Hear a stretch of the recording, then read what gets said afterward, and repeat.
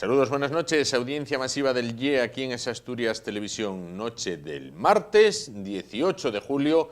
Aquí comienza el programa de hoy.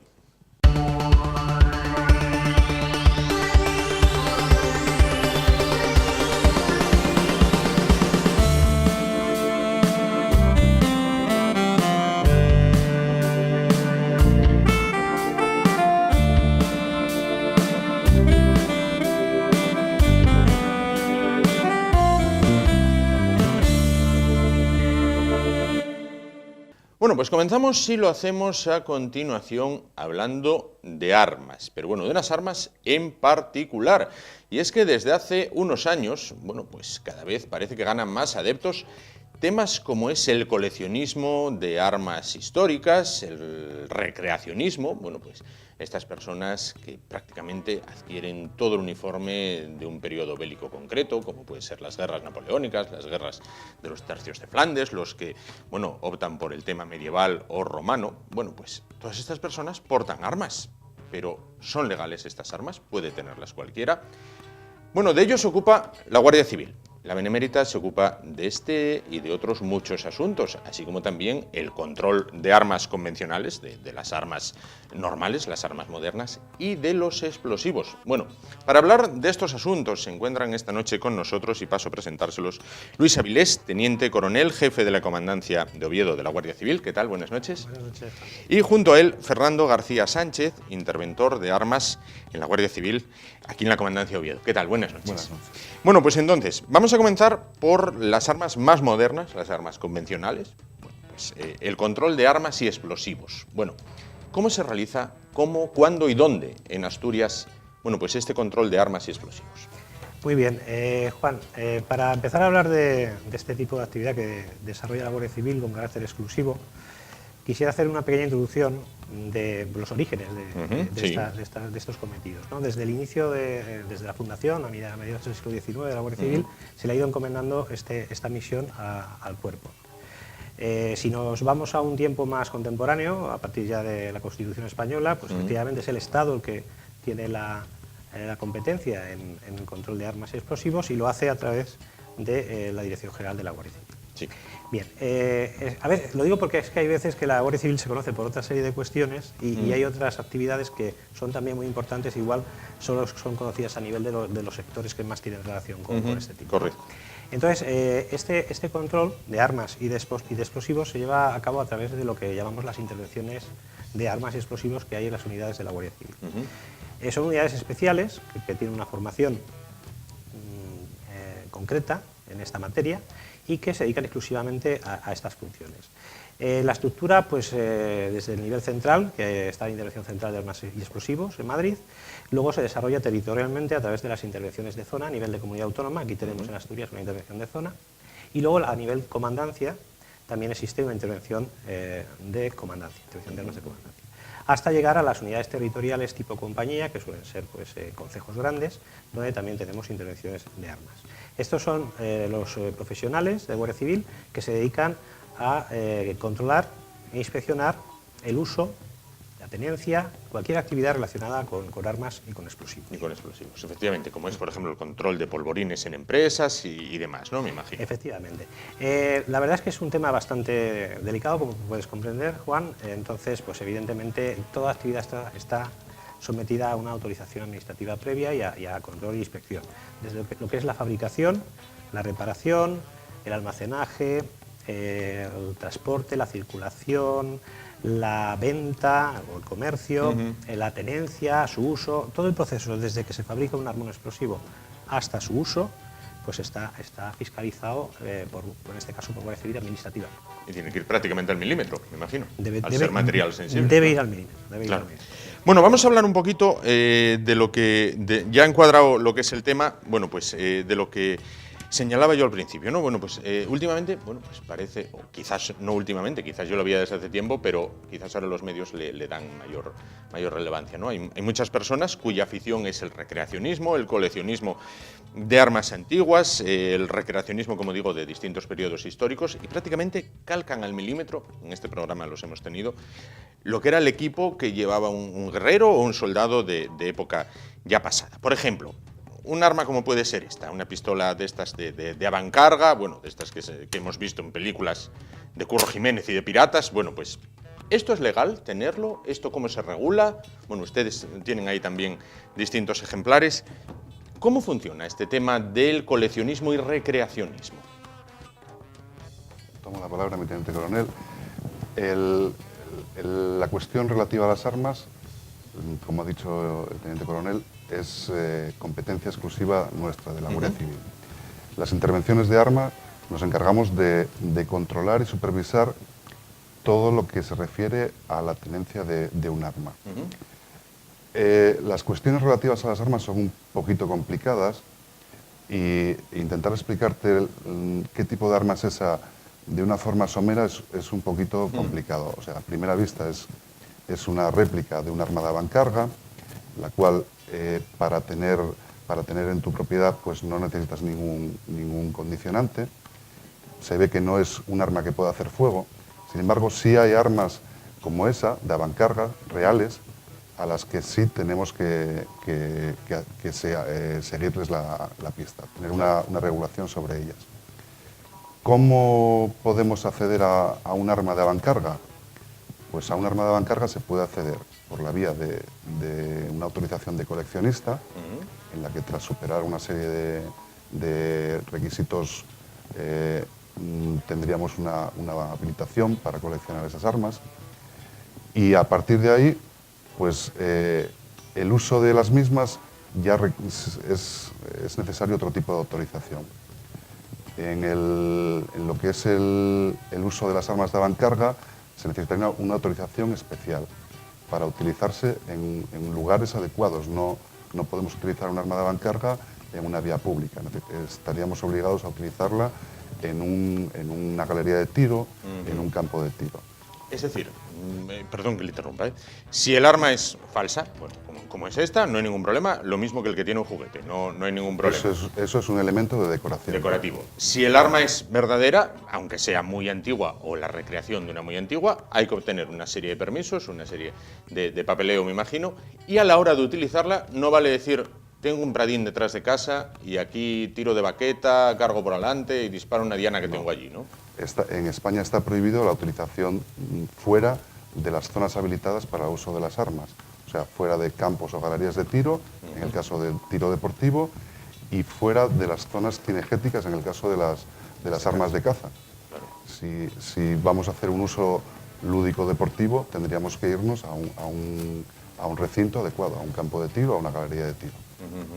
A no ser que haya, bueno, me imagino, permisos especiales cuando, por ejemplo, creo que es aquí cerca de Grao, en Peñaflor, que recrean una batalla napoleónica y, bueno, disparan de alguna manera, bueno, pues ahí sí habría un permiso especial o... Para las armas de avancarga se estableció una autorización especial en el caso de recreaciones históricas o festejos tradicionales.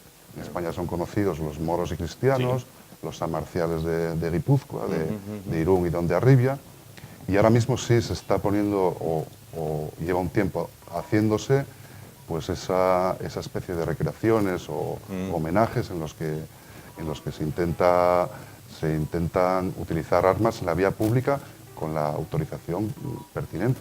Claro, lógico. Esto también funciona para las armas blancas, por ejemplo, el que sea recreacionista de la época medieval, de la época romana, bueno, pues con esos espadones, con esas hachas, tal. ¿Esto también funciona de un modo similar?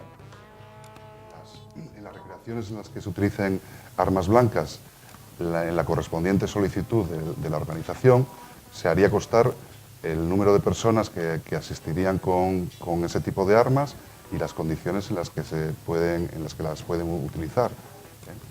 El arma blanca no tiene la misma peligrosidad que un arma de fuego, pero bueno, no está de más que es el control sobre ese tipo de actividad. Claro. Entiendo, por ejemplo, el recreacionista, cuando se desplaza a una actividad de estas, bueno, imaginémonos un recreacionista de la Guerra Civil o de la Segunda Guerra Mundial, debe de llevar con él una documentación necesaria. Por ejemplo, si ustedes o compañeros de ustedes le paran, abren el maletero y se encuentran un Mauser, bueno, tendrán que justificarlo de algún modo. Todas las armas, bajo el control de la Guardia Civil, van a tener una documentación. En algunos casos estará amparada bajo un libro de coleccionista, en otros casos estará amparada bajo un certificado de inutilización, y en todos esos casos el arma está controlada y registrada, y es esa documentación la que va a amparar al titular del arma para participar en esa celebración. La participación con un arma en un acto festivo va a estar siempre controlada desde el inicio de la solicitud, en la que se va a indicar el número de participantes y el número de armas que van a intervenir, con su respectiva tipificación, su número, su marca, su modelo.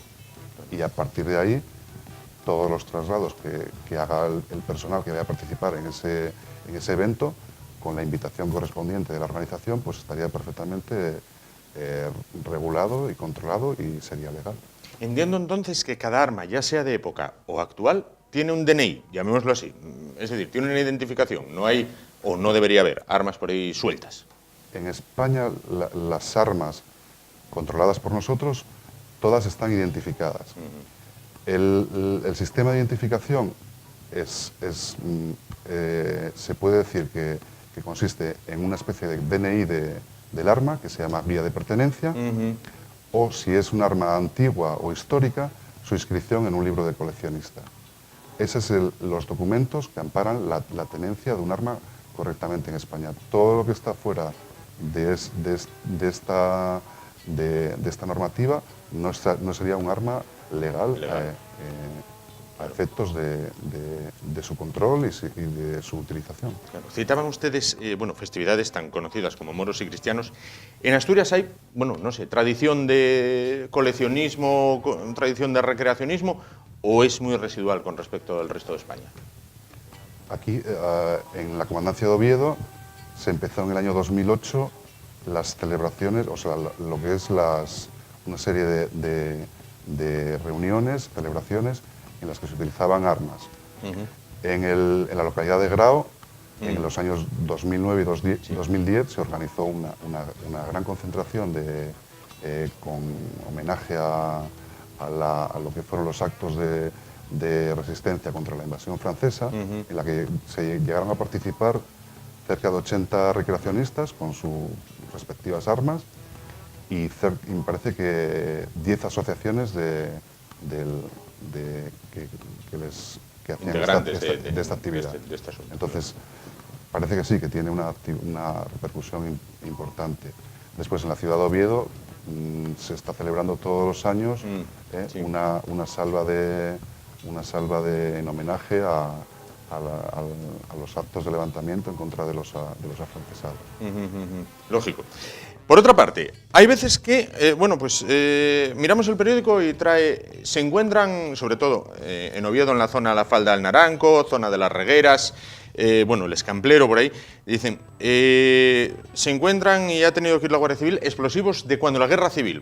Una persona arando la tierra, por ejemplo, se encuentra, proyectiles, granadas. Cuando esto ocurre, intuyo que lo primero, no tocar nada y llamarles a ustedes, ¿no? Pues esa intuición es bastante acertada, efectivamente. Sí que es relativamente común, aunque no es una situación alarmante cuantitativamente, pero sí que es cierto que siendo Asturias una zona donde, relativamente recientemente hubo esos enfrentamientos armados, pues no es raro que en zonas rurales o incluso en zonas de poblado puedan aparecer vestigios de aquel conflicto, ¿no? Entonces sí puede aparecer algún dispositivo explosivo, normalmente de uso militar, en su momento no explosionó. Entonces, si casualmente se encuentra, como bien apuntaba, lo mejor es no manipular nada, no tocar nada, no alarmarse tampoco, porque si no ha explosionado en 50 años no tiene por qué explosionar en ese momento, pero eso hay que ser muy escrupuloso, no manipularlo y efectivamente ponerse en contacto con la Guardia Civil, porque se activaría el protocolo con nuestros grupos especialistas en desactivación de explosivos, GEDES o TEDAX, inutilizarían el explosivo y o bien lo retirarían para su destrucción en un sitio habilitado, o si el terreno lo permite lo pueden inutilizar y explosionar ahí. Es una error ahí. Sí, claro. España no es Estados Unidos, y quién diría que afortunadamente, no se puede ir a un centro comercial y comprar un arma. Aunque la pregunta parezca muy simple, ¿quién puede comprar un arma en España? ¿O qué debe cumplir, qué requisitos puede cumplir para comprar un arma? Para acceder a la tenencia de un arma, lo primero que hay que tener es una licencia de armas. Si no tenemos una licencia de armas, no podremos acceder a comprar un arma de forma legal. Entonces, el primer requisito, si uno tiene interés en tener un arma, es obtener una licencia. Las licencias no se dan porque me gustan las armas porque sí, porque quiero tener un arma para protegerme, porque quiero tener un arma porque creo que es un elemento que me va a hacer mejor. Las licencias de armas se dan con un objeto. O sea, tienes una necesidad porque eres cazador, porque te gusta el tiro deportivo, porque eres pues un coleccionista con un interés en esta materia, y analizando la situación de esa persona, sus antecedentes, su forma de conductas, tras haber superado unas pruebas, pues un examen teórico y un examen práctico de conocimiento y manejo de las armas, y tras haber superado una prueba de aptitud psicotécnica, o sea, psicológica, se instruiría un procedimiento en el que, a la vista de todo eso, se le podría autorizar a tener armas, a tener una licencia de armas o un permiso de armas, o denegarle esa licencia de armas. Entonces, mientras no tengas un permiso de armas, no podrás acceder a un arma en condiciones legales. Claro. Bueno, recordamos que tienen ahí 3 armas que, después de esta pregunta, voy a pedirles por favor que nos las muestren. Vamos con un caso práctico, digamos, y no sé si es común que se dé o no. Por ejemplo, en una familia, un abuelo tiene un arma, procedente quizás de la guerra civil o posterior. Esa persona fallece, bueno, pues un hijo se hace cargo de ese arma y posteriormente pasa a un nieto. Esta sucesión como si fuera un piso, ¿debe declararse o pasa...? Hay una obligación de declarar el fallecimiento de las personas. De todas maneras, nosotros tenemos conocimiento cuando una persona con armas fallece, pero aún así los familiares tienen obligación de comunicárnoslo, de traernos el arma o nosotros acercarnos hasta su domicilio para recogerla, y a partir de ahí el arma pasa a ser parte del caudal hereditario del fallecido y se dispondrá por los herederos pues, de la forma que estimen conveniente, siempre que tengan permiso de armas. ¿Y si, por ejemplo, el hijo que hereda no tiene permiso? Si el hijo que no tiene permiso, el Estado, nosotros lo que hacemos es depositamos ese arma y le damos un tiempo prudencial que ahora mismo es de 1 año para que resuelvan la situación sobre el arma. Si en ese año no han accedido a hacerse cargo del arma, ese arma pasaría a una subasta pública. Y aparte. Bueno, sí, perdón. Fernando, otra posibilidad que es, claro, lógicamente el documento que ampara la tenencia de las armas, como bien se ha apuntado, es la licencia. Sí. Hay distintas licencias dependiendo del tipo de arma. Pero a veces el caso que comentabas tiene unas connotaciones afectivas también, ¿no? Pues el abuelo, el recuerdo del abuelo, el arma del abuelo. Entonces, si no reúne los requisitos la persona que supuestamente herede o reciba ese arma, también tiene la opción de inutilizarla. En este sentido, dejaría de ser un arma de fuego, dejaría de estar sometida a los requisitos tan exigentes y sería pues un objeto que ya no es un arma de fuego. Puramente ornamental. Entonces, ese componente afectivo se mantiene y puede seguir teniéndolo en casa. Claro, efectivamente. Claro. Pierde el carácter de arma, digamos. Correcto. Bueno, vamos a ver, muéstrenos, por favor, bueno, pues esas 3 armas. Esto es un revólver de avancarga, de fabricación española, y el mismo, pues bueno, es un arma de uso legal, pues, o sea, de uso legal en una galería o campo de tiro. Su tenencia estaría amparada con una licencia de libro de coleccionista o para tiro deportivo, porque también hay modalidades de tiro deportivo con avancarga. Y bueno, es un arma que está todavía hoy en día pues, en funcionamiento, aun siendo de finales del siglo XIX. Esta otra arma que tenemos aquí, pues esto es lo que el teniente coronel decía en el caso de tener un interés en conservar las armas de la familia. Pues puramente afectivo. Sí, es una inutilización. Es un arma que, tras haber sufrido una serie de modificaciones, aun teniendo el aspecto original, tiene una serie de actuaciones sobre ella que le impiden pues, el disparar y el que sea un arma pues, sea peligrosa. Tiene un fresado en el cañón, un fresado en la corredera, que bueno, pues aparentemente y estéticamente conserva el valor que tenía, pero ya no es un arma peligrosa. Se la ve súper elegante, a pesar sí, de ser tan pequeña, ¿no? Es una pistola pues, bueno, pues bastante llamativa. Y esta otra pues, es una de las armas pues, de avancarga, clásica, de carga por la boca del cañón, ¿sí? con un sistema de disparo por medio de pistón, y bueno, se puede utilizar en recreaciones porque es un arma que está pues, dentro de la historia de los ejércitos y de la... Sí, vamos, las que pueden utilizar en estas sesiones recreacionistas que decíamos al inicio.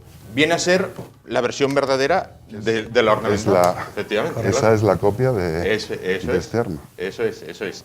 Bueno, por otra parte, tema de verano, ahora vienen las romerías, vienen diversas festividades, el lanzamiento de voladores, bueno, tenemos el más de lo más, que es la descarga en Cangas de Narcea. Bueno, esto también se controla, ¿no? Me imagino. Tanto volador y tanto petardo, tanta pólvora por metro cuadrado, tiene que tener un control, ¿no? Me imagino. Sí, ya se apuntó anteriormente, ¿no? Porque, claro, estamos hablando de armas explosivos, pero también tenemos regulación específica de lo que son artificios pirotécnicos y, bueno, y cartuchería, ¿no? En este sentido, todo este tipo de celebraciones también necesitan una autorización previa, ¿no? Y son fiscalizadas y por las intervenciones de armas, ¿no? Los artificios pirotécnicos, pues evidentemente tienen una connotación de menor peligrosidad que un explosivo en sí mismo o que el posible uso de armas de fuego, ¿no? Pero sí que entrañan, y todos somos conocedores de algún accidente, pues con consecuencias pues no muy buenas, ¿no? Sí que es cierto que este tipo de eventos tienen que reunir unas medidas de seguridad previas para ser autorizados, que las intervenciones de armas ven documentalmente, digamos, esa solicitud, y que también pues, se inspeccionan. Dentro de las condiciones o exigencias para poder realizar este tipo de eventos están las medidas de seguridad, distancias de seguridad, zonas acotadas, vigilancia incluso con seguridad privada. Claro.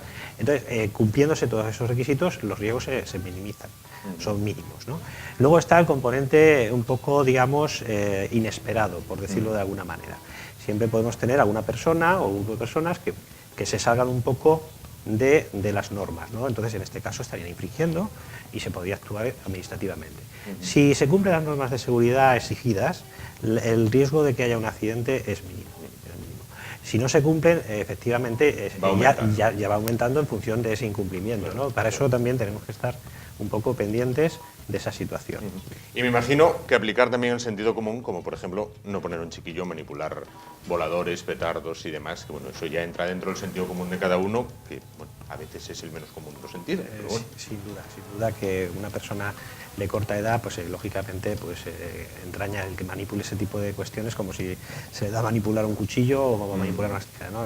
Lógicamente es evitable, debería ser evitable. Sí. Lógico. Bueno, para finalizar, ¿cómo se le presenta el verano a la Benemérita en la Comandancia de Oviedo? Pues con mucho trabajo, Juan. El verano en Asturias, como en el resto del territorio nacional, pero Asturias, como es un destino turístico que va afortunadamente a más, en alza. Pues bueno, coincide esa afluencia turística con la proliferación también de celebraciones, festividades de distintas poblaciones. Entonces, pues tenemos un dispositivo especial para el verano. Hemos recibido ahora un poco de refuerzo de nuevos agentes que hemos distribuido por la comandancia. Y bueno, en principio pues esperemos que como el año pasado no haya grandes sobresaltos y sobre todo, bueno, pues aprovechando que hablamos del verano, pues hacer como siempre un llamamiento a los ciudadanos para que extremen las medidas de seguridad en esas aglomeraciones de personas, parkings de vehículos, las casas cuando las dejan de vacaciones, pues bueno, ya eso creo que ya ha calado bastante en el ciudadano.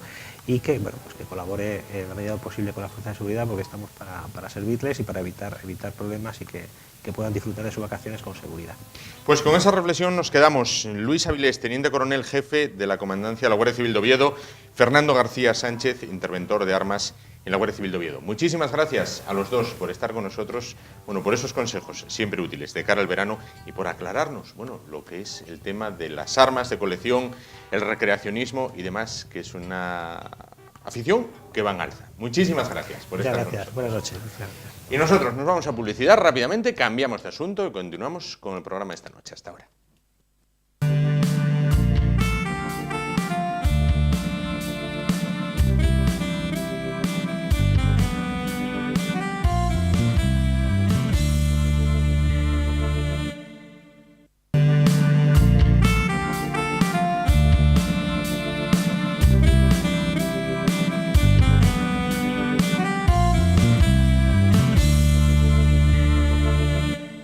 Bueno, pues continuamos en el programa de hoy y vamos a proponerles una actividad bien interesante para realizar en verano y además sin irnos excesivamente lejos de nuestros domicilios, allá donde vivamos en Asturias.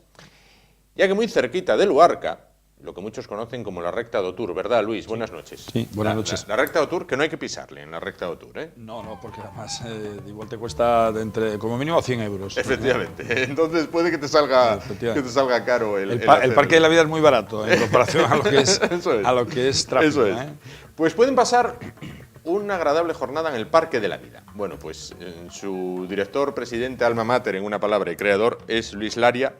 Luis, háblanos de este verano, cómo se plantea para el Parque de la Vida. Bueno, pues ya a partir de esta próxima semana comenzamos ya lo que es el horario de verano, lo que quiere decirse que vamos a estar desde las 10 de la mañana hasta las 2 y después desde las 4 hasta las 9 de la noche, ampliamos una hora tanto de mañana como de tarde.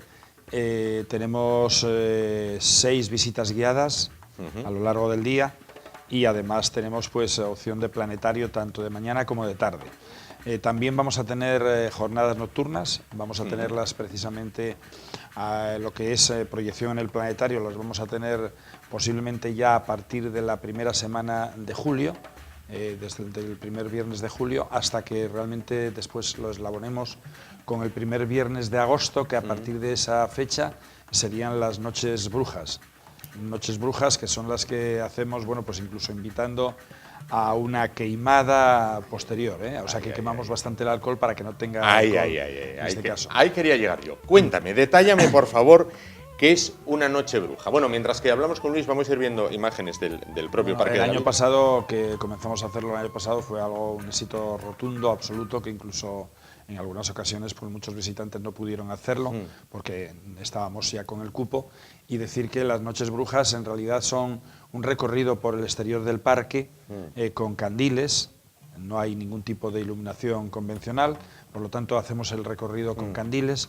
Hacemos, ahora este año vamos a hacer 2 pequeñas obras de teatro, que son unos sketch, solamente son unos 5 minutos cada una de ellas, pero que van a ser impactantes, porque además van a ser por sorpresa en una zona del parque, y lo que vamos a hacer es pues simbiotizar un poco lo que es esa noche encantadora, mirando las estrellas en el exterior, pudiendo observar con 3 telescopios desde los aledaños del propio planetario y hacer también una pequeña proyección en el planetario. Después, pues jugar un poco con los contenidos que tenemos más importantes del Parque de la Vida en cuanto a lo que es conciencia y divulgación, que son las serpientes por la noche, es algo espectacular. Serpientes y por la noche. A ti te invitamos porque además, efectivamente, las serpientes y sobre todo por la noche, igual que los sapos, las salamandras, son algo inherente a esas sensaciones únicas, que no nada más que las puedes percibir sintiéndolas, teniéndote en este momento con ellos, ¿no? Atajando tu palabra, de procesión, de noche, con candiles, sapos Una y culebras, verdadera pasada. En la Edad Media te hubieran quemado. Eras un candidato a la hoguera, pero de los fijos. Una verdadera pasada, porque además imploramos a las meigas y a las xanas, por lo tanto tenemos una conexión ahí con las brujas y terminamos todo ello precisamente con una queimada tanto para niños, en este caso sin alcohol, o una queimada con alcohol, pero bien quemado para que no tengamos ningún inconveniente a posteriori, precisamente, y además hecha por una profesional, una bruja de las de verdad. De las de verdad. Una bruja de las que a ver las ailas. A ver las ailas. Y además esta es gallega, además. Ah, bien, bien, entonces a ver las ailas. Para más Inri, ¿no? Ahí la meiga y la xana, ahí las conjugamos las dos, son 2 protagonistas esenciales de esa noche que denominamos Noche Bruja, ¿no? Oye, para ver bien el parque, ¿cuánto tiempo se necesita? Y yo siempre aconsejo que se vaya con un mínimo de 2 horas y media. 2 horas y media. ¿Por qué? Porque eso no estamos hablando de lo que es el exterior, lo que estamos viendo, vegetación, recorridos de 1,5 kilómetros, no, estamos hablando de lo que es museística.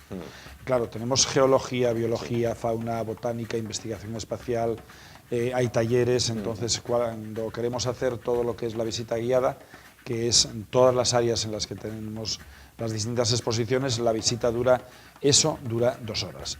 Después si ampliamos, bueno, pues con el planetario casi estamos en 3 horas. Claro. Pero merece la pena ir un poquitín relajados y tranquilos porque además hay una dinámica muy plural que realmente no son contenidos específicos, sino que es un conjunto de ellos y entonces, bueno, pues es muy atractivo y además nos encontramos con cosas tan dispares como puede ser la geología, los fósiles, las edades de la Tierra hasta el universo o pasando a los abismos más profundos. O sea, yo creo que es un compendio interesante de elementos que configuran lo que es en sí la vida. Claro. Entender la vida, ¿no? Claro. Entender la vida en el planeta y además eso, una escapada fantástica al universo. En el planetario y con los telescopios, tanto en el planetario de forma planetaria como en el exterior con los telescopios, realmente la gente cuando hace una visita nocturna se le erizan los pelos, claro. y pasan allí incluso, bueno, pues todavía tuvimos este sábado no el anterior, que tuvimos unas jornadas de astronomía y la gente es que, bueno, estaba a tope completamente el parque en cuanto a lo que era precisamente la capacidad que íbamos a tener ya predispuesta y estuvieron pues incluso hasta las 3:30 de la mañana. Claro, o sea que allí estamos, digamos que con la condición de que quien esté disfrutando de ver el universo lo pueda ver hasta la hora que le dé la gana. Qué pasada, qué pasada. Digo yo una cosa, ¿recomendable ir con niños? Sí, por supuesto. ¿O la duración de la visita puede hacer que en un momento dado decaiga? Por supuesto, incluso una persona mayor tiene sitios donde sentarse, además que hay actividades que va a estar sentado, tanto en el planetario, como por ejemplo en el taller de serpientes o anfibios. Tiene en todos los recorridos, si es que quiere hacer el recorrido exterior también, es muy cómodo, incluso se puede hacer con una silla de ruedas y realmente, bueno, pues yo creo que cualquier persona, desde un niño con 3 o 4 años, puede visitar el parque y disfrutarlo, hasta una persona con 90 o 100 años, sin ningún inconveniente. Todo es accesible, o sea que no, incluso los baños, todo está preparado para que realmente una persona que tenga ciertos problemas psicomotrices, de cualquier índole, que pueda hacer la visita sin ningún tipo de inconveniente. Y además, bueno, pues allí somos un grupo de personas que estamos siempre dispuestos a ayudar en todo lo que sea, no solamente a nivel de información, a nivel de divulgación, a nivel de contenidos, sino a cualquiera de las necesidades. Incluso pueden comer allí dentro del parque. Es que eso te iba a decir, no hay ¿dónde comer? Nosotros no tenemos la comida allí, pero alguien que quiera decir, bueno, pues quiero ir con la familia y queremos llevar pues nuestra comida preparada, allí tienen espacios tanto al aire libre como interiores para poder hacer la visita al parque. Y además en el parque hay mucha gente que cree que son recorridos solamente exteriores y que si llueve no puede hacer la visita. No, no, de ninguna manera. Yo ya digo que toda la visita que es museística, que duraría unas 2 horas y cuarto, 2 horas y media, es todo por recorridos interiores. O sea que aunque esté lloviendo no importa, en absoluto, ¿no? Luis, ¿cómo llegar? ¿Desde Gijón, desde Oviedo? Bueno, cómo llegar es fácil, digamos que hay que llegar en un coche o en un autobús. Obvio. Podemos llegar en un helicóptero también. Pero lo triste es que no tengamos una información precisa en el momento que ya estamos en los aledaños del parque, ¿no? Ahora, ¿cómo llegar? Hay que llegar a Luarca, pero no hay que entrar en Luarca. Si vamos desde el centro de Asturias, pues iríamos y cogeríamos la segunda salida de la autovía que pone Luarca-Otur. No la primera, no la primera salida que tenemos de acceso hacia Luarca, sino cogeríamos la segunda. Y entonces, estando en la segunda salida, ya en la propia rotonda, si miramos hacia la derecha, vamos a bajar hacia Luarca. Miremos hacia la izquierda y vemos la recta de Otur. En realidad solamente son unos 800 metros desde la propia rotonda de la autovía. A 800 metros nos vamos a encontrar con una estación de servicio a la izquierda y un restaurante a la derecha. Justo por donde el restaurante, que es el restaurante Villuir, nos metemos en dirección al mar y ya estamos en el parque. O sea, es muy fácil. Lo que ocurre, obviamente, es que para una persona que no tenga la estrategia de decir, bueno, me lo dijeron así, pues a lo mejor le cuesta un poco más. Y si no, oye, Es facilísimo. Se pregunta al primero que se encuentre. Y... Segunda salida de la autovía, no bajar hacia Luarca, todo lo contrario, seguir por la Nacional, que está en paralelo a la autovía, a solamente 800 metros, encontrarnos con la estación de servicio y justo enfrente, dirección al mar, ya estamos en el parque. Pues ahí lo tienen, una buena actividad. Recuerden, Asturias es maravillosa. Si no van a ir a ninguna parte durante este verano, durante estas vacaciones, y se quieren quedar en Asturias, pueden disfrutar no solo del oriente, que es maravilloso, sino también del occidente, que tiene también sus cosas. Porque, Luis, de manera prácticamente telegráfica, después que se vio el parque, ¿qué más se puede ver por la zona? Por la zona pues tienes un botánico extraordinario, posiblemente el botánico atlántico privado más importante de Europa, que es los jardines de Fontebaixo. Tenemos las hoces de Lesba, tenemos el Cabo de Busto, que es un lineal con un mirador espectacular al Cantábrico. Además, en el Cabo de Busto tenemos incluso, pues, bueno, hay yacimientos, hay también incluso aunque no te lo creerás, hay una confitería que posiblemente sea de las más interesantes que te puedes encontrar en el norte de España y que además está en ese pueblo, precisamente en el pueblo de Busto. Hay, pues, ¿qué te digo? Tienes montaña, tienes playas muy bonitas, algunas playas realmente de soledad, playas como puede ser Barallo, que bajas y te vas a encontrar, pues, a lo mejor solamente 8 o 10 personas.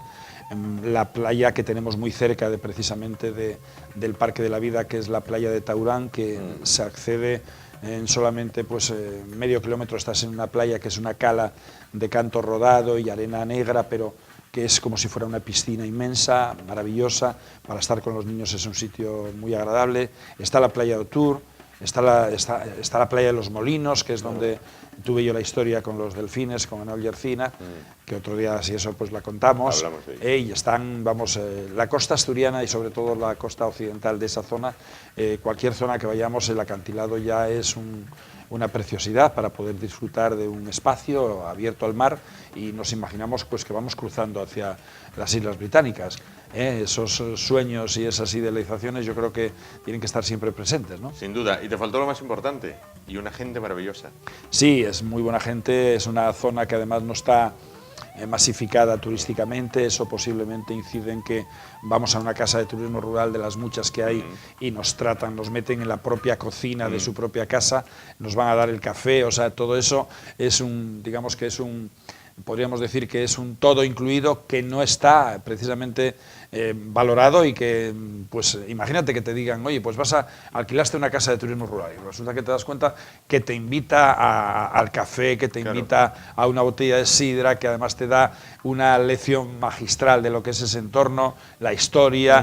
Bueno, yo creo que el occidente de Asturias es un gran desconocido para todos y, bueno, por un lado es una suerte, porque ahora es cuando estamos emergiendo de alguna manera, la autovía del Cantábrico está haciendo para ello y sobre todo yo creo que eso, que tengamos una idiosincrasia de la gente, de las personas, que es un atractivo muy a tener en cuenta. Pues sin duda, ya lo saben, disfruten del oriente de Asturias, disfruten del occidente de Asturias y pásenlo bien conociendo, aprendiendo, disfrutando de la naturaleza en el Parque de la Vida. Luis, muchísimas gracias por estar esta noche con nosotros. Muchas gracias. Nos vamos a publicidad y en un momento volvemos y continuamos con...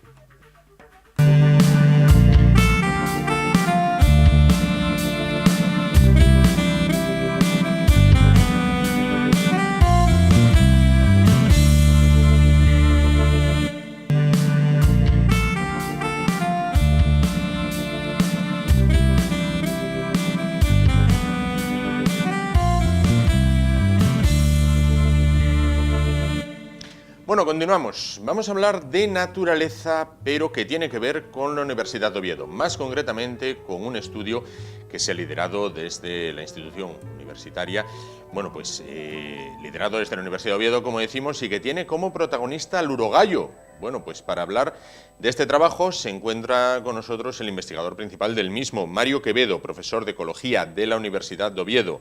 ¿Qué tal? Buenas noches. Buenas noches. Bueno, pues cuénteme, ¿en qué ha consistido su trabajo con los urogallos? Bueno, el trabajo en los últimos años esencialmente es contar urogallos.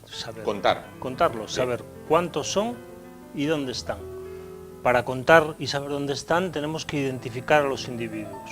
Ajá. Eso no se puede hacer cogiéndolos, tanto por razones logísticas, es muy complicado, como porque además es una especie, una población en peligro de extinción, entonces no sería recomendable. Lo hacemos a través de los perfiles genéticos, algo así como los rasgos de la cara de un individuo, ¿no? Este tiene las orejas grandes, este pequeñas, podemos distinguir unos de otros. ¿Y pueden diferenciarlos? Sí, a partir de los excrementos en este caso. La pregunta del millón es ¿cuántos urogallos hay? Bueno, para eso habría que trabajar en más zonas. Nosotros trabajamos en una zona que creemos está particularmente bien conservada, y en nuestra zona de estudio nosotros encontramos unos 100 individuos. Esos números son matizables dependiendo de cómo uno los estima, porque no los cuenta uno por uno, los estima. Igual te salen 30 más, pero en torno al centenar de individuos. ¿Puede haber más urogallos? Seguro que sí. En las zonas limítrofes a nuestra área de estudio tiene que haber algún ejemplar más. Sin embargo, dado lo que queda de hábitat forestal fuera de nuestra zona de estudio, tampoco deberíamos irnos mucho más allá de 150 ejemplares. En cualquier caso, en cuanto me voy de mi zona de estudio, empiezo a especular y a opinar. Claro. A grosso modo pueden parecer muchos, pero esta especie está en peligro de extinción. Quiero decir, son 4 gatos. Sí, la población está en peligro de extinción. Hay urogallos en más sitios que no tienen problemas, pero la población está en peligro de extinción. Para una especie animal, 100 individuos está al borde de lo que nosotros llamamos la viabilidad. Es decir, a medio plazo podemos confiar en que esa población se sostenga por sí sola. Esos 100 individuos lo hacen muy cuestionable, muy dudoso, o sea que sí, está en peligro de extinción. ¿Qué afecta principalmente a la extinción del urogallo? Esa es la pregunta seguramente del millón, junto con la de ¿y entonces qué hay que hacer? Basándonos, esa va luego, la de qué hay que hacer va luego. Basándonos en lo que sabemos, y lo que sabemos pasa por lo que se puede publicar nosotros u otros investigadores tras pasar un filtro. La causa más razonable es la sobrecaza cuando se podía cazar la especie, es decir, en la segunda mitad del siglo XX. ¿Y qué hay que hacer para evitar que desaparezca? Yo no lo sé. A partir de ahí podría empezar a opinar. Seguramente lo primero, bueno, sí sé algunas cosas, lo primero que tendríamos que hacer sería, con lo poco que sabemos, intentar extraer lo más posible para seguir trabajando. Ya sé que eso suena quizás un poco frustrante porque no tenemos una solución inmediata, pero hay que seguir trabajando, pero sobre lo que sabemos, no sobre lo que suponemos o sobre los intereses políticos que entran mucho en estos casos o sociales. ¿Las campañas que se han hecho de conservación son efectivas? Vamos a ver, ahora mismo yo creo que cualquier escolar se le dice urogallo y dice especie en peligro de extinción. Es decir, ¿la gente se ha concienciado de que es una especie a proteger? Yo creo que sí, al menos en el medio urbano que tiene acceso a... Bueno, no sé si es urbano, pero la gente que tiene acceso a los medios habitualmente sí que sabe que los pájaros tienen problemas. ¿La deforestación también les afecta? La deforestación les ha afectado actualmente, y digo actualmente desde los años 50 del siglo XX, no ha avanzado particularmente la deforestación en el norte de España.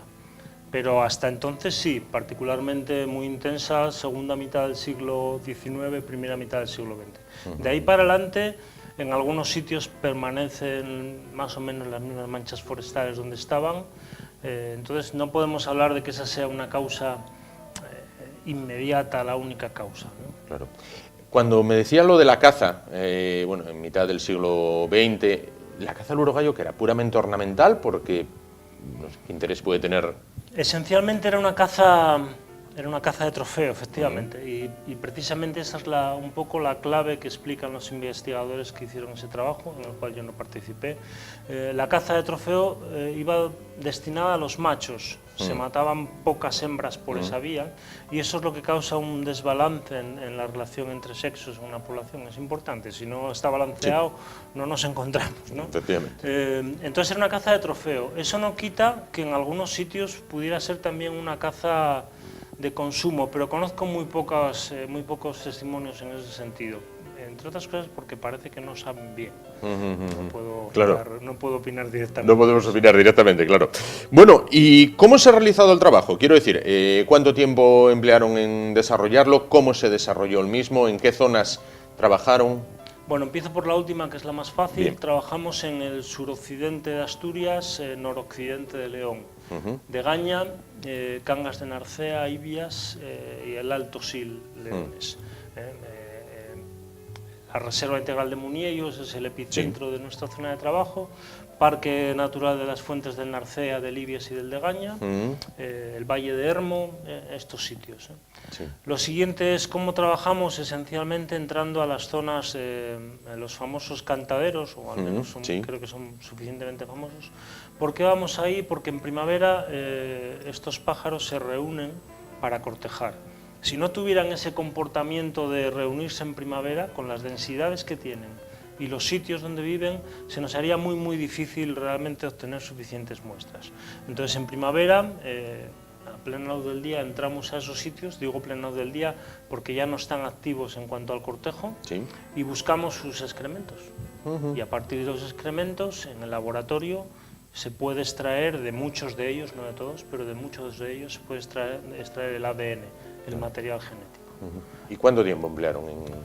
Bueno, los trabajos de campo fueron 2009, 2010, 11 y 12. Este trabajo del que estamos hablando incorpora datos de 2010 y 2011. Esencialmente ese es el tiempo de muestreo. Después hubo quizás otro año poniendo a punto la técnica, no porque no estuviera puesta a punto, sino porque la teníamos que poner a punto nosotros aquí en casa, ¿no? Claro. Y el resto ya es el proceso habitual de análisis de datos y publicación, que es generalmente muy largo, al menos, ¿no? Se extiende mucho en el tiempo. Claro. No sé si excede a su competencia en este caso, bueno, yo pregunto, ¿el tema del urogallo es paralelo al del oso pardo cantábrico? Bueno, también en peligro de extinción se lanzaron campañas para protección y bueno, parece que ahí se va... Bueno, son dos poblaciones... Fue cazado masivamente también en siglos anteriores. Sí, son dos poblaciones en peligro, sin embargo los problemas de una y otra no tienen por qué ser los mismos. Yo creo que de los osos se sabe mucho más que de los urogallos. Claro. Los osos, sin ir más lejos, no parecen tener excesivos problemas a la hora de producir, entre comillas, juveniles. Salvo Paca y Tola. Bueno, pero Paca y Tola están mayores y son cautivas. Los salvajes, me refería, producen juveniles. Otra cosa es si se mueren más de la cuenta. En cambio, los urogallos, lo poco que sabemos apunta a que no hay suficiente producción de jóvenes, de pollos. Bueno, este trabajo que han encabezado ustedes desde la Universidad de Oviedo, ¿ya llega al final aquí? ¿Tiene continuidad? De momento llega al final aquí la parte de campo y laboratorio. Quedan todavía por publicar bastantes cosas, es decir, escribir, analizar datos, escribir y mandarlos a un sitio para que pasen el proceso de revisión habitual. Pero el trabajo de campo y laboratorio de momento se para, a no ser que llegara nueva financiación al respecto, pero no lo preveo. Claro. ¿Hay urogallos en otros países de nuestro entorno o es una especie solamente de aquí? Hay urogallos en Francia y en la vertiente sur en España también. Andorra es un país de nuestro entorno, y de ahí para adelante Alemania, Suiza, pero nuestro entorno geográfico más Francia. Inmediato Francia y Andorra. ¿Y en Francia, Andorra, Alemania, Suiza también están en peligro de extinción o ahí ya van mejor conservados? No tanto, de hecho cuando yo empezaba a mirar para estas cosas, hará una década, no se consideraba que los urogallos pirenaicos, que así les dicen, tuvieran problemas. Sin embargo, estas cosas las están revisando los que allí trabajan y empiezan a decir, cuidado, que aquí también van en declive. Yo desconozco si las causas pueden ser exactamente las mismas. Correcto. Y para finalizar, ¿qué próximos proyectos hay en cartera desde el equipo investigador que usted encabeza en este caso? Bueno, lo más relacionado con esto que estamos hablando es seguir utilizando estas técnicas de individualización de animales, saber dónde está cada individuo, para poder avanzar un poco más en entender por dónde se mueven y en algunos casos dónde crean problemas, si es que estamos hablando de especies más o menos problemáticas como pueden ser los osos o los lobos, ¿no? Pero en mi caso yo sigo interesado en saber cada individuo dónde está y qué hace, ¿no? Utilizando estas técnicas que algunos les dicen no invasivas, porque implican no tener que manipular a los animales. Al propio animal. Es decir, esta técnica sería aplicable a otras especies, lo que Sí, decía, sí, a oso, a lobo... Se usa con muchas especies. Sí, Con lo cual se podría establecer un censo poblacional aproximado. Sí, esas cosas se hacen en el caso de los osos pardos. Otro equipo de la Universidad de Oviedo lo ha publicado hace unos pocos años también, utilizando más o menos las mismas técnicas. Sí, sí. Pues Mario Quevedo, profesor de Ecología de la Universidad de Oviedo, muchísimas gracias por estar con nosotros y acercarnos, bueno, un mundo tan desconocido como es el de los urogallos, del cual, desde la etapa de escolar, sé que está en peligro de extinción, pero y ahí te quedas, ¿no? Te dicen, bueno, es una mezcla entre una gallina y te lo dibujaban en el encerado, te ponían unas fotos y tal. Bueno, claro, obviamente. De momento sigue, con lo cual siguen los urogallos en las montañas asturianas. Pues esperemos que sea por mucho tiempo y que continúen investigándolos. Muchísimas gracias por estar esta noche con nosotros. Y nosotros nos vamos a publicidad, en un momentito volvemos y continuamos con el programa de hoy. Hasta ahora.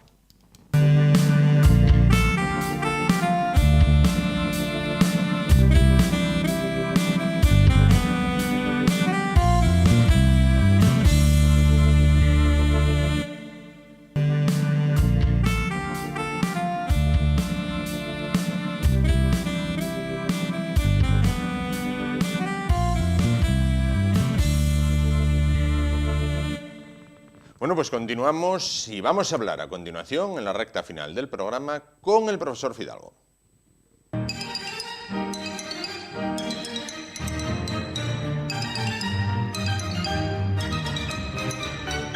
Profesor Fidalgo, buenas noches. Buenas noches. ¿Todo bien?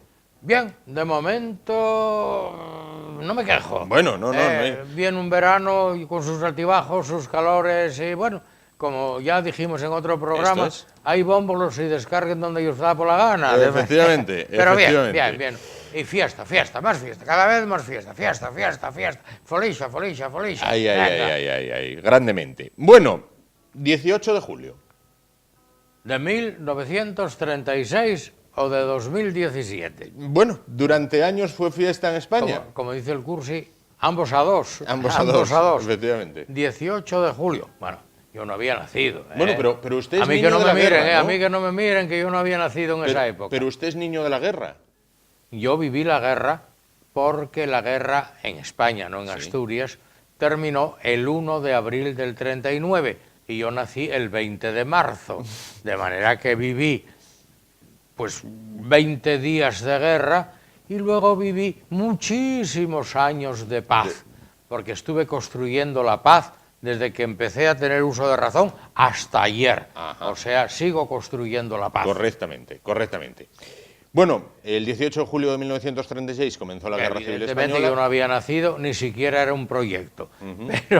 Pero yo del 18 de julio empiezo a recordar, pues cuando empezamos a ir a la escuela, que se cantaba brazo en alto, el cara al sol con la camisa nueva y lo de montañas nevadas, banderas al viento. Era muy guapa la canción, montañas nevadas, banderas al viento. Bueno, nunca cantaste eso. Oye, qué bien, qué mal. Bueno, eran canciones. Pero después yo empecé, mis recuerdos del 18 de julio eran, por un lado, las manifestaciones de ferviente adhesión. Siempre se decía ferviente adhesión al sistema. Y después aquella recepción, digamos, institucional que hacía al que entonces mucha gente llamaba el generalísimo, y esa misma gente hoy dice el dictador. Sí, bueno, ¿Entiendes? Bueno, aquella recepción que el jefe del Estado, el generalísimo, daba en los jardines de la granja, y allí se gestaban siempre algún que otro cambio de gobierno, dice, uy, que mañana me viene el motorista. Bien, pero aquellas recepciones, y como las ponían en el nodo, claro, pues yo las veía en el nodo y tal. Pero después ya, terminada la carrera y trabajando, mi recuerdo del 18 de julio es el de la paga extraordinaria. ¿Había paga extra? Había paga extraordinaria. que ahora llaman... ¿Prorrateada o no prorrateada? Bueno, había dos pagas extraordinarias, la del 18 de julio Sí. y la de Navidad. Y la de Navidad. Yo no sé si era un ahorro que hacían las empresas a costa del beneficiado, es decir, tú tenías que ganar tanto, vas a ganar un tanto menos, pero tienes dos pagas más. Es decir, ahorro, en vez de dártelo en efectivo mes tras mes, Sí. te doy lo que te doy mes tras mes y dos pagas más Sí. que las ahorré Sí, de lo durante el yo año. en realidad eso no lo sé. Sé que todos entonces y ahora que ya estoy jubilado seguimos esperando la extraordinaria de julio o como llaman actualmente la extraordinaria del verano. La extra de verano. Pero seguimos diciendo la paga del 18 de julio. Los que ya, oye, tienes un hábito y tal. De manera que hoy, el 18 de julio, es día de paga. Claro. Día de paga. Día de paga, pero todavía no cobró. Bueno, porque se suele cobrar, los jubilados las cobramos en finales de junio. De manera vale. que está al caer, Ahí, está al caer. Si es que la economía no se derrumba. Efectivamente, efectivamente. Como Bueno. aquel del Congo que se llamaba Lumbumba y dice, canta catango que tumba. Pues aquí esto que tumba, no sé yo, nuestra economía cómo andará. Puede Pero yo ser. creo que para esta extraordinaria Aguantará. aguantará. Aguantará. Bueno, en 1957, tal día como hoy, claro, yo creo que se buscó la fecha, se inauguró el Valle de los Caídos. El Valle de los Caídos. Complejo arquitectónico tan en debate también ahora. Sí, está ahora qué hacer con él. Hombre, vamos a ver. Aparte del recuerdo que pueda suponer, agradable o desagradable, triste o alegre, yo creo que teníamos que hacer todos un esfuerzo por superar y hacer lo posible que aquello sea un remanso de paz. Iba a decir y hasta de perdón y de olvido. Ahora, me refiero a lo arquitectónico. ¿Merece la pena? Es una obra que merece la pena como obra arquitectónica, como ejemplo y modelo de construcción, merece la pena, o de escultura o de tal. Si merece la pena y puede ser a su vez un lugar de atracción turística, ¿por qué destruirlo? ¿Destruimos el Escorial? No. Oye, y a lo mejor el Escorial costó la tira en verso. Bueno, pero ahora sigue siendo ahí un gran monumento arquitectónico y un ejemplo. Yo no sé, no me quiero meter en eso, que a lo mejor los cadáveres que hay allí, sean desde el jefe del Estado, el señor Primo de Rivera y todos los demás que están por allí, merece la pena exhumarlos y trasladarlos a otro lado. Yo no soy experto en eso, ni tengo opinión. Claro. No es que no sea experto, es que no tengo opinión. A mí no me estorban, pero a lo mejor a mucha gente sí, yo no sé. Pero ahí debiera también de nombrarse, iba a decir, una especie de comisión de gente con la cabeza bien puesta, hombre. Sí. Vamos a pensar qué es lo mejor para mantener lo que merezca la pena mantener.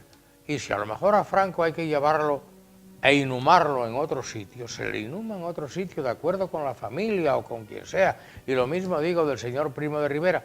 Y los otros miles de personas que están allí, que no creo que sea posible identificarlos, no lo sé, no sé si merece la pena el mausoleo o no, no lo sé. Yo estoy en un mar de dudas, ¿no? Y además no me quiero definir tampoco, porque no lo tengo claro. Claro. Bueno, no hay por qué tenerlo claro No, tampoco. no, claro. 20 años más tarde, de 1957, nos vamos 20 años más adelante, a 1977, en Oviedo se recuperan 251 piedras preciosas robadas en la Cámara Santa de la Catedral. De la Cruz de la Victoria, o la Cruz de los Ángeles, la Sí. Cruz de la Victoria fue, ¿no? Sí, creo que sí. Me parece que fue de la Cruz de la Victoria. Que los fueron a encontrar a Portugal Sí. o por ahí, a no sé por dónde. Un desastre. ¿Para qué? Para nada. Porque el señorín está en la cárcel todavía o ya no se sabe de él, se ignora su paradero, como de Fernández. Y de Fernández nunca más se supo. Este era portugués o era... Sí, creo que sí, no sé. Deshizo la cruz, que hubo que restaurarla, las piedras, pues no sé si se recuperaron casi todas o gran parte. Total, para nada. Pa' nada. Y sigue ahí.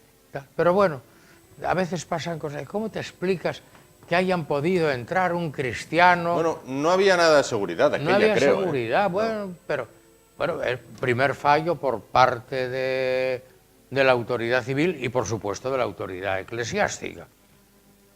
Pero bueno, es que pasan cosas. ¿Te acuerdas cuando en Santiago desapareció el Codex Calistinus? Sí, Y tenían un electricista, un fontanero, no sé qué, tal. El Codex Calistinus, el Liber Santi Jacobi. Es verdad, Bueno, es verdad. pues ya. Resulta que yo tengo una fotocopia del original, que la conseguí y tal, y me costó. Y resulta que va el electricista de turno que está por ahí y se alarga con el Codex Calistinus y luego aparece ahí en el garaje que tenía el encargo. Bueno, son cosas que yo no me las explico, No tiene las mucha explicación. entiendo. No tiene mucha explicación. Sí. Bueno, y antes de eso, usted, hombre ligado... Vamos de fechas hoy, a ver, Hoy ¿qué me vamos a cuentas? tope ¿Qué con me las cuentas? fechas. Usted, hombre ligado a la química, en 1898 el matrimonio Curie descubre el polonio. Ah, Pierre Curie y su esposa, la polaca María Sklodowska. Porque todo el mundo la llama María Curie, que no, Sí. señor, era María Sklodowska. Pero como en Francia la señora, al casarse, adopta o adquiere el apellido del esposo, Sí. pues es María Curie. Esto me lleva a mí a una reflexión. Vamos a ver. Constantemente estamos oyendo reivindicaciones feministas y feminoides diciendo es que en otros países, es que España es de los pocos países donde la mujer conserva su apellido. Conserva su apellido. Aunque se case, en Sí, otros sí. país No, no. pierde su apellido. En Francia coge el del marido. En Por Francia, eso, en Estados Unidos y en Inglaterra y en Alemania Porque y esta- en casa esta ahí. María Sklodowska, ella era polaca, y había estudiado. ¿A quién se le ocurre en el siglo XIX una señora estudiar física? Ahí Es una nada, cosa increíble. Casi nada, ¿eh? Y entonces se vino a la Sorbona a ampliación de estudios, a hacer una ampliación de estudios con el profesor Pierre Curie, Sí. que era mayor que ella, claro, y era una jovencita. Bueno, oye, se enamoraron, se casaron, Claro. y esto. Y bueno, eran unos fuera de series, porque claro, había empezado los primeros descubrimientos de la radioactividad, que empiezan con Rutherford y con toda esta gente. Y dice, hombre, a ver qué sustancias son radiactivas. No se les ocurre otra cosa. Que sospechan que en la pecblenda puede haber uranio, puede haber polonio.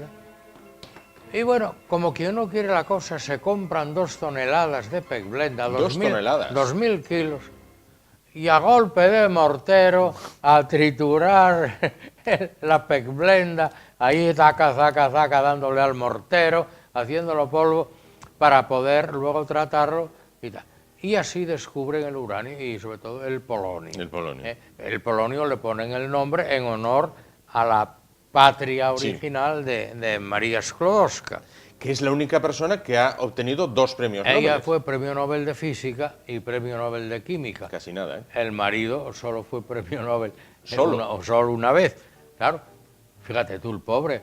Ella lo traía sacrificado. Y tú te callas, que yo soy 2 veces premio Ahí Nobel. está, ahí está. Ay, perdone, pero, Ahí está. oye, yo quería un par de huevos fritos. Te callas, que los vas a que soy 2 veces. Y el pobre señor, el señor Pierre, Claro. lo que usted diga, madame, lo que usted Claro. O sea que la señora mandaba por ser señora, eso es ley general, Sí. y después mandaba por ser 2 veces premio Nobel y él Efectivamente. solo una. Bueno, la realidad es que fue un modelo de personas destinadas, dedicadas a la investigación, al trabajo, en aquella época donde los medios de trabajo y de investigación eran rudimentarios, claro. pero totalmente rudimentarios. Claro. ¿Eh? Claro. Ahora dicen, hombre, es que yo ahora quiero un espectrofotómetro y tal. Tenga usted el mejor espectrofotómetro sí. que mide nanopartículas. Pero si de aquella la partícula más pequeña hacéis la martillazos, machaca. Claro. Entonces, ¿qué mérito tuvo? Esta gente fue impresionante.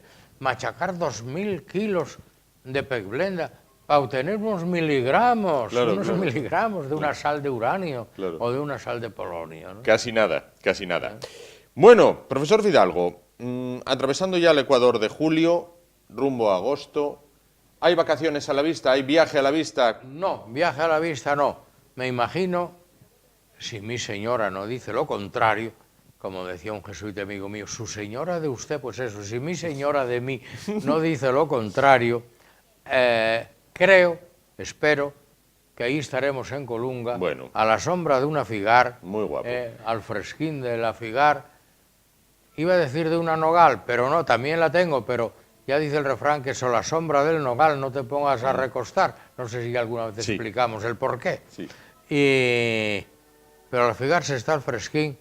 Y si no, pues, si nos deja la avalancha del turismo, poder ir hasta la playina de Colunga, de San Juan, o a la de la isla, a un bañín por el aquel de los 9 días de baño, ¿no? Claro. Bueno, oye, muy guapo. Muy guapo. Muy guapo. No obstante, si Pero bueno, usted- si hay que hacer algún viajecín por ahí para allá, yo últimamente los viajes más largos que hago son hacia el este, a San Vicente de la Barquera, y hacia el oeste, a Taramundi. Bueno, Sí. tampoco está mal. Taramundi para mí es como una especie de relax Sí. intelectual y visual. Yo en Taramundi, el ir a comer allí un pote de rabizas, aunque sea un día de calor, ya me cambia los esquemas de vida y de pensamiento. Insuperable. Sí. Insuperable, entonces. Y digo yo... Igual que ir a Galicia, yo tengo que ir a Galicia a comer berberechos. Ah, claro. Y nada más. Claro. Bueno, si se cae un pulpo y unas navajas, Hombre, bien, tampoco pero pasa nada. berberechos. Claro. Y si usted así de manera rápida tuviera que recordar el mejor viaje que hizo en su vida, así por el verano, A Galicia. a Galicia. A Galicia, sí. Yo antaño, estos finales de junio y principios de julio, depende, o mediados de julio, un poco, íbamos siempre a Sanjenjo. Ah, sí. ¿Por qué? Porque Galicia a mí también me cambia el carácter. Me cambia el carácter por la luminosidad del paisaje, porque el paisaje en el suelo es muy parecido al nuestro, Sí. pero en azul de cielo, en verde de agua en el mar, es otra cosa. Sí, A es mí otra por cosa. lo menos me parece Sí, otra cosa. sí. Y luego, o polvo a feira, en Galicia sabe distinto de aquí, y los berberechos también, y la empanada de Souviñas sabe distinta de aquí. Entonces yo necesitaba y necesito de vez en cuando ir a Galicia solo a comer berberechos, o polvo, o llongueiróns, Ahí está. las navajas. Ahí está. Galicia Calidade. que dicen Galicia ellos. calidad. Mira, vas a donde las viejas gordas que están allí cerca de la Plaza Carral en Vigo, vendiendo ostras. Una docena de ostras, con un vino albariño, un albariño da Oca, por Claro. ejemplo. ¡Buah! Ya está. O a Santiago. En Santiago yo conozco... A dar una vueltina por allí por la calle Rúa do Franco. Claro, pues hay un mesón que se llama Abrigadoiro, que ponen el pulpo y los embutidos de Galicia como en ningún lado. Sí. Está muy cerca. Luego hay muy cerca de un restaurante que se llama Terra Nosa, pero en el Abrigadoiro, y ahí voy a comer pulpo. Claro. O polvo a feira, que Claro. dicen los... Porque, como escribía con Cunqueiro, o galego é moi polveiro. Bueno. Con B. Con B. Como dicen, un billón con B. Eso. Un billón con B. Sí, hombre. Bueno, pues profesor Fidalgo, llegamos así al final. Que tenga un grandísimo verano. Esperemos que sí, me estaba acordando de la B. Antiguamente se describía con B de Valencia o con B de Barcelona, se preguntaba. Esto se escribe con B de Valencia y era la V. Y era la V. Qué cosa. Bueno, Buenas. pues llegamos así al final. Va a probar suerte. Ay. Último intento con el limón justiciero. El 18 de julio supuso un cambio. Va. Va bien o para mal, pero un cambio. Pues hoy va a cambiar. Hoy vaya el Hoy tema. cae vaya primero. El tema. Vamos allá. ¡Ay! Nada. Fui demasiado rápido. Yo creo que sí. Habría que demasiado haber aterrizado un poquito más cerca. Más cerca. Buenas noches, señoras y señores. Bueno, profesor Fidalgo, buenas noches. Y a pasarlo bien. Nos Eso vamos. esperemos. Gracias por su atención. Volvemos mañana a partir de las 10 de la noche. Hasta entonces, gracias por su atención y hasta mañana.